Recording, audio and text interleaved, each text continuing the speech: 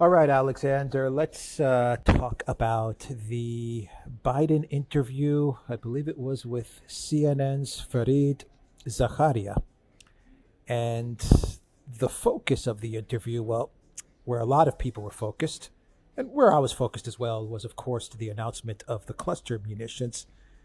But as they were talking about the cluster munitions, Biden made an incredible revelation that we've discussed on our channels, our separate channels, but much of the media is not talking about this. Brian Berletic at the New Atlas, he did talk about this, and I'm sure some other independent journalists and YouTube channels have covered this as well. But the mainstream media, they didn't pick up on this, or they don't want to pick up on this. What is the incredible revelation that Biden made? Well, the incredible revelation is that the United States is out of shells. It's out of ammo. It cannot supply ammo any longer. 155 millimeter shells to Ukraine, to the level needed to replace the amounts of shells that Ukraine has been expending. So they're out of ammo. They have none to send, apparently. So Sullivan also said the same, by the way. Jake Sullivan admitted the same thing. And he said that in light of that, they're having to send these cluster munitions as a bridge until the day finally comes when they've increased production rates of 155 millimeter shells, conventional shells, to the point where they can start sending those kinds of shells again. And that is astonishing. And I'm going to suggest that it's also curtains. It's the moment when the United States, for the first time in its modern history, has run out of weapons in the middle of a war.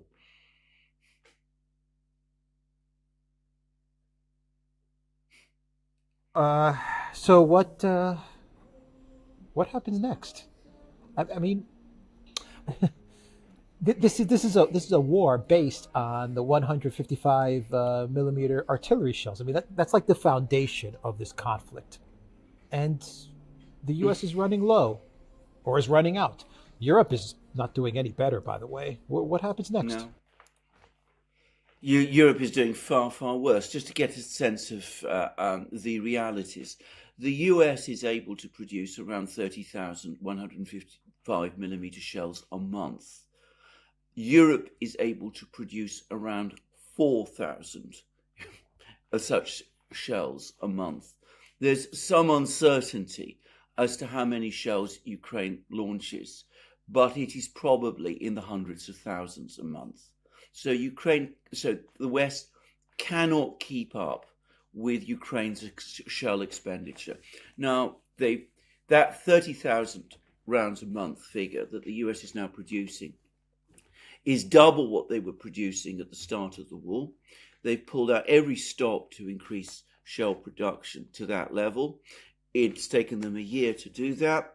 They're apparently still trying to increase shell production beyond that, but it seems significant increases in shell production are years away. So when Sullivan says this is going to be a bridge until finally we have enough shells to start, conventional shells to make up the difference, well, that looks a little bit like a bridge to nowhere, because they're never going to be in that position where they can meet Ukraine's shell needs. Now, Russia has far bigger stockpiles of shells at the start of the war than the US did, and their shell production is multiples greater. They are making hundreds of thousands of shells a month, and according to US reports, they're building around 3.5 million shells a year, and there's some estimates that figure is increasing and might even double. So you're absolutely right. This is an artillery war, first and foremost, and the United States is losing it. Let me correct that. The United States has lost it. So what they've been driven to do instead is they can't provide proper conventional shells. They're having to provide old cluster shells left over from the at least 20 years old, some of them. They've got a fairly big stockpile of these, though not an unlimited one. But the point is, these shells, most countries around the world have prohibited their use. They're very, very, very controversial. They're probably not the kind of shells anyway that Ukraine really needs to conduct its offensive or even its defensive. These are area munitions that are basically used they were basically originally designed to destroy armored columns and perhaps infantry forces crossing in open places. They're specialized shells, in other words, at least to some extent. They're not really a substitute for everyday artillery. And of course, the Russians have a much bigger stockpile of these shells than the United States has. And probably, from the Russian point of view, using these types of shells is actually in the type of fighting that is taking place at the moment, when the Ukrainians are trying to launch an offensive and the Russians are pushing it back. It probably works more to the advantage of the Russians to use these kind of shells than it does to the Ukrainians, because the Russians can use these sorts of shells to destroy Ukrainian infantry and armored units that are trying to approach their trenches. So it's a disastrous decision. But as I said, the important thing is the United States has run out of the key weapon in a war for the first time that I know of in its history. This has never happened before. And its capacity to produce itself, to build these things, to get itself out of trouble, has gone. Now, given that this is an artillery war, it must mean that this war, as of yesterday, is effectively lost.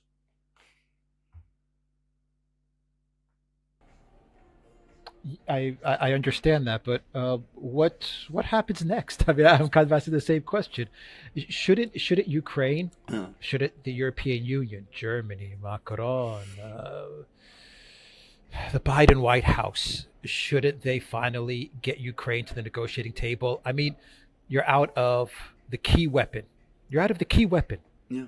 And yeah, we can provide this bridge of cluster munitions, which I agree with you looks very, very bad. I mean, this is a really bad look for the United States, which kind of shows their desperation to keep this conflict going, because it's my belief that they want to try to get this to the elections 2024. So they're desperately trying to keep this thing moving. But shouldn't they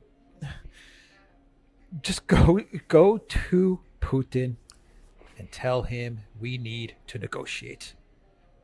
They can't do it, but the answer, that seems like the only sensible move made to make. Well, that's exactly correct. But of course, we see the problems. Now, can I just say, they've run out of shells. They have to provide these cluster munitions. Cluster munitions are devastating area weapons. By some estimates, 97% of the people who've been killed by these things are civilians, because, lots of these cluster munitions fall over, they don't explode when they fall to the ground. They become like mines, in effect. And what's fascinating about this, and going to the point of desperation that you said, is that every single one of the US's big European allies who are part of this Ukrainian adventure, have been forced to come out and condemn this move. The Germans have condemned it, the Spanish have condemned it, the Italians have condemned it, the British have condemned it. Even the UK has condemned it. So when you say desperate, I mean, that is how desperate it is. And I read articles in the British media about how the US is losing the moral high ground. Not that in our opinion it ever had the moral high ground, but I mean, that is what the British media is saying because of this decision, and it's cut through. I mean, it's a decision that people who have not been following the war carefully, for the first time, they have seen this, And it's cut through. The general public, for the first time, seem to be aware of this, and people are generally angry about it. What should they do? Well, we've discussed this so many times now in so many programs. They should talk peace. I mean, we've now had Richard Haass and those ex-officials contact Lavrov in April. We discussed this in a recent program. We've discussed how these people are in no conceivable sense, soft on Russia. They are essentially neocons in every respect, other than the fact that perhaps they don't have the same sort of visceral hatred of Russia that other neocons do. And they understand that this is a critical situation. And they're trying to talk to the Russians and see whether something can be agreed. The problem is the president is not ready to do that, as that's become absolutely clear, nor is Sullivan, his national security advisor, at least not for the moment, nor, of course, is the Blinken-Nuland axis that runs the State Department. So, for the moment, they are still sticking by this policy of continuing to escalate. They run out of shells. They send cluster munitions. They don't presumably worry too much about the international reaction, because what's left now is to try to keep this war going until November next year, when the election is out of the way. Biden or a Democrat close politically to Biden is safely back in the White House. And then, well, by that time, you keep your fingers crossed and hope that something else will turn up. And if it doesn't, well, at least you're still in occupation of the White House. But I agree, that's what it is. It's not a bridge to the day when more conventional weapons will be available and will be supplied. It's a bridge to November 2024. That's what it's intended to do. It's intended to provide Ukraine with some weapons it can still use in order to keep fighting until the election is out of the way. And that now is the priority. What worries me is you have this one set of neocons who are more realist, let's say, the Richard Haass, who are like, okay, we tried, we failed, it's over, now let's move on, and I don't know, let's focus on China or move on to wars that we can win. Let's put it that way. This did not work. So you have those neocons. No. What worries me are the other two sets of neocons and neolibs, because they're pretty much the same thing now. Whatever. You have the Sullivan neolib neocon, which is taking the approach of let's just keep this thing going until the elections. And then after the elections, like you said, we'll figure it out. But then you have the most dangerous neocons, which are the Newlands and the Blinkens, who do want war, who do believe that they can win a nuclear war, who believe that NATO could beat Russia, who believe that the Russian military is weak. I mean, I would say you lump in there much of the UK military command, who I believe they really are invested in the narrative that the Russian military is weak and can be defeated. I worry about these neocons, these extreme neocons, using Sullivan and say the Democrat Party and their plan to drag this war for like another year and a half, using that strategy to their benefit so they can get the escalation and the full-on conflict that they want and they believe they can win. I mean, what do you think to that? No, I completely agree.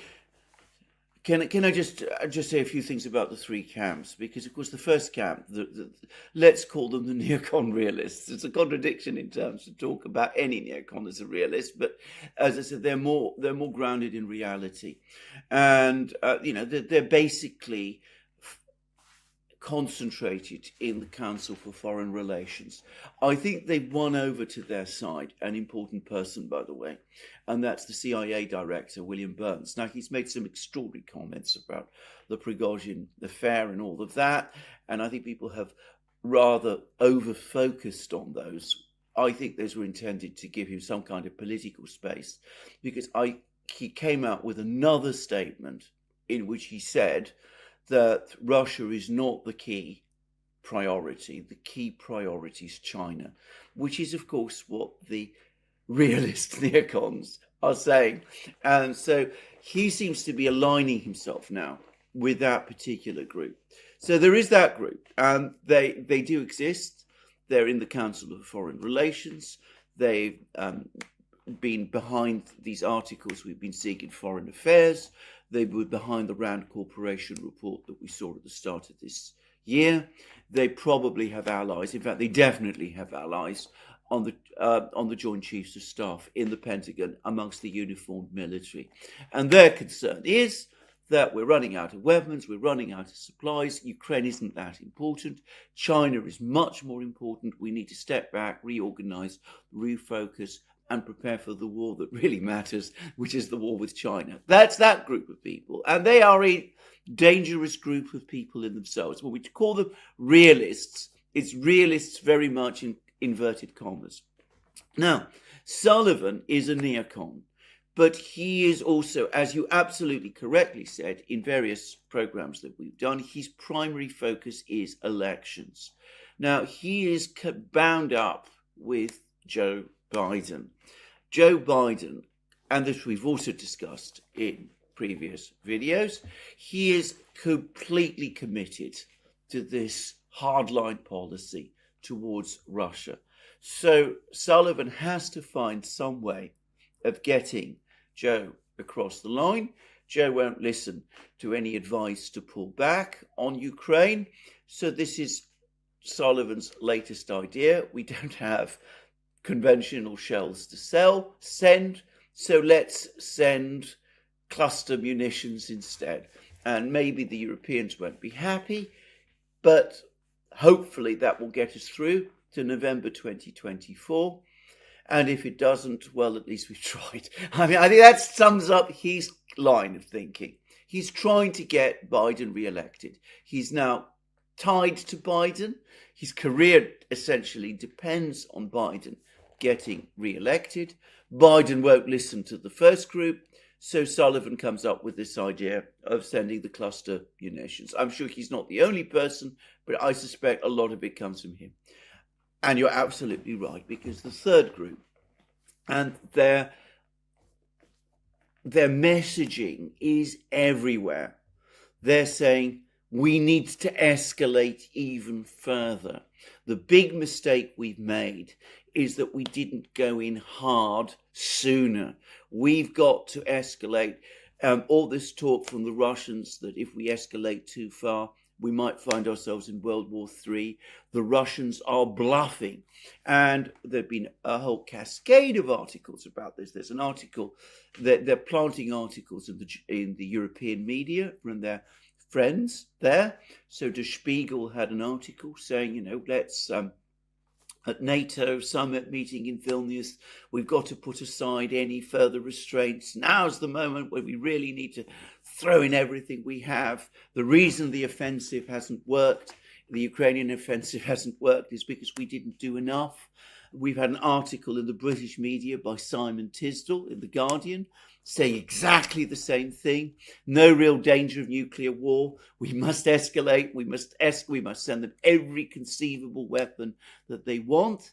And we've had some very frightening articles appearing in the US media as well, including that one from Michael Rubin a short time ago, a couple of weeks ago, about 2 weeks ago, in which he actually suggested supplying Ukraine nuclear weapons. So you can see that group is there. They're not prepared to give up. They are intent on further escalation. They've run out of shells.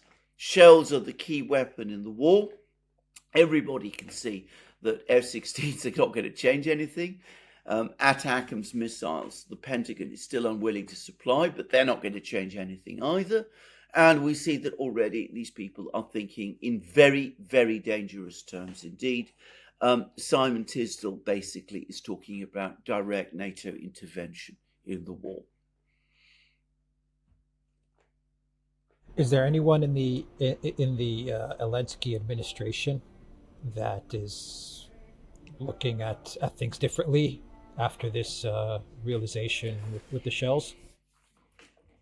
Yes, probably there is, but it's always very difficult to decipher exactly what's going on. Now, there's two really interesting Ukrainian Telegram channels. One is Legitimy and the other is Resident. And they both seem to have sources within Zelensky's office. And there's some theories, for example, by Scott Ritter, that they're actually run by agencies of the Ukrainian government, which could very well be true. I mean, I'm not saying that is true, but I don't know. Anyway, the one of them, I think it was Legitimy, came out and said that Ukraine can only sustain offensive operations for 200 days, because beyond that point, it is simply going to run out of weapons. And I've seen a report today, I'm not sure where it came from, but it's clearly Ukrainian sourced, which says that General Zaluzhny, remember him? He was almost certainly against the offensive from the start. We were saying that, he's basically quit the scene because he is in such complete disagreement with it.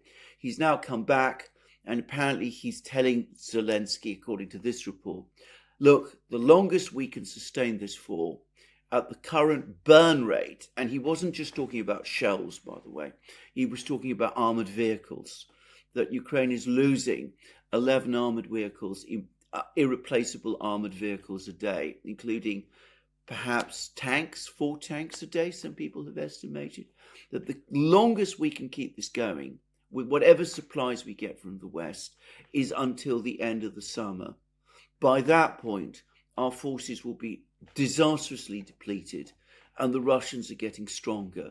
What we need to do is to call off all the offensives now, including this crazy one that Syrskyi is launching near Bakhmut, and basically revert to a defensive posture and try to weather whatever storm is coming from the Russians. And that's Zaluzhny's advice. No one in Ukraine, as far as we know, within the top leadership of the Ukrainian government, is seriously proposing negotiations with the Russians. For the moment, that option is simply not one that apparently you can survive politically if you speak. I can't believe they're going back into Bakhmut. Well, yes, that's exactly what they seem to be doing. I'm speechless. That's exactly what they've been doing. I know. Well, it's even worse than that, because from what one can understand, and I think now, I mean, I thought that might be the case a day or so ago, but now apparently it's been reported. It seems they're actually now taking troops from the southern fronts, from Zaporozhye region, and are redeploying them back to Bakhmut to renew the offensive there. I mean, it seems obsessive to the point of lunacy, but that's, it seems, what they're doing. And of course, they're losing men and machines there, just as they always have. And by the way, the Russians there are reinforcing as well. We've now heard that around 10,000 Chechen troops, the ones that were assigned the task of dealing with Prigozhin, that they're moving back to the area as well. And anyway, that seems to be what the Ukrainians are trying to do for the moment. But I mean, that is the only place where they are still holding the initiative, at least to some degree. They haven't managed to gain any real ground. There was a journalist from Corriere della Sera, Italian newspaper. He went there, was absolutely shocked by what he saw, wrote a piece saying that the Ukrainians haven't advanced by a single meter. He was exaggerating, by the way, but they're suffering very, very heavy losses.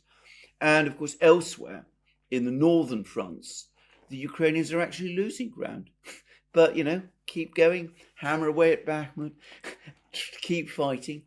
The real idea that the predominant group, with the ascendant group in Ukraine has, and I think we need to be clear about this, is they are now even more desperate to get NATO directly involved.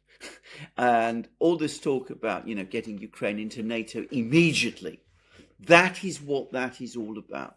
They're lobbying incredibly hard to try to get NATO into Ukraine in some form, which is, of course, takes us all the way back to what the neocons want. Simon Tisdall's pieces written by others, all about, fast-tracking Ukraine into some form of NATO membership, and then getting American, because it would have to be in the end, American troops on the ground in Ukraine, because to be straightforward about it, Polish, Romanian, Baltic troops really aren't going to make the difference. It can only be American troops. Now, I think there is no support for that politically in the wider United States, but the neocons are desperate enough that they might try to go there. Yeah, and the Russians will annihilate those troops. Well, indeed, in which case it would be an even worse. Yeah. Go ahead. No, I mean, I was watching a very, very disturbing interview by Matthew, I think, Ho, of the Eisenhower Press Center, whatever it's called, who's a former US Marine, and he completely endorsed what Scott Ritter has also been saying, that there just aren't the forces available in Europe, US forces available in Europe, to deploy in Ukraine and to take on the Russian army there. There are troops there, but they're not there in sufficient numbers. If they are deployed, they will face a much bigger Russian army, much more heavily equipped. It would be, well, no doubt they would put up a better account for themselves than the Ukrainians would. But bear in mind, the US itself is now suffering from a shell shortage. How do they conduct a war without shells against a Russian army that has them in abundance? Well, we would have aerial campaigns, no doubt, to support those troops. That will bring them up against the Russian air defenses. And it is very easy to see how in that kind of situation, either you're going to look at a total military debacle, which I think is politically unacceptable for the US, or alternatively, you risk World War III. You risk going nuclear, because that's the only way that you can go. But that's the Ukrainian idea. That's the idea of the people in the neocons in Washington and in London and in Brussels, and to some extent also in Berlin and in other places. And I mean, they're prepared to take these appalling risks rather than give up on their adventure. Yeah, and they would be facing the real Russian army. I mean, the full force of the Russian army, because the big lie of the collective West media and of all the commanders and the generals in the collective West is that, Russia is a second or third rate military. They have 90% of their forces committed in Ukraine. And, if we just give one more push, the Russian military is going to collapse. It's the exact opposite. We haven't seen Russia declare war yet. We haven't seen the full force of the Russian military. It goes back to the live stream that we did with Andrei Martyanov, where Andrei's, I'm paraphrasing what he said, but he was like, right now they're facing Russia under a special military operation. God help us if they have to actually face the full strength of the Russian military. Make no mistake about it. If U.S. troops, if NATO goes into Ukraine, they're going to face the full Russian military. And, we go back full circle to what Richard Haas said in that article, which is, I've never thought I would agree with the neocon, but, why do this? Because if we do this and Russia defeats NATO, which they will do, then NATO becomes obsolete. He has a point. Well, why risk NATO for all of this? This is absolutely right. But I would disagree with you. I'll push back on one thing. It's not that we are agreeing with Richard Haas. It's Richard Haas is agreeing with us. We've been making this point now for years. I mean, finally, somebody, at that level has come round to our way of thinking. And I mean, I'm not saying that with any degree of pleasure, but I mean, but it is the blindingly obvious. It is the blindingly obvious. I mean, you are risking all on a losing enterprise. But I think you're absolutely right in what you said, by the way, that some of them still can't put aside their belief that the Russian military is incompetent, drunken, demoralized, ineffective. There's a long piece by Mark Galeotti, for example, who's not that far from that particular group in the Times. He's trying to rationalize why the offensive hasn't succeeded. He says, well, defense is easier than attack, and the Russians are, fairly good at defense, but they're not really good at attack. And, we mustn't overestimate what they've achieved and all of, even as the pictures cascade in, Ukrainian weapons being destroyed every day, of the Russians advancing in the north. But anyway, that was Mark Galeotti. And Simon Tisdale goes on, in his article, he talks about how the Russians haven't even succeeded in defeating the second, the second team that Ukraine has, not the best team, but the second-rate team that Ukraine has.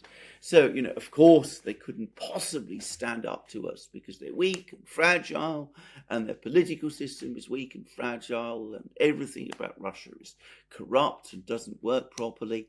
You'd have thought that a year and a half into this, by now, and especially since this offensive, a month and a half, just over a month now, since the offensive began, they would know better. They would know otherwise.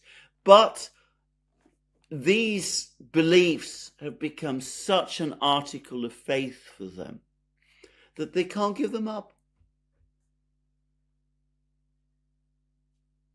It really has become a religion for them. Anyway.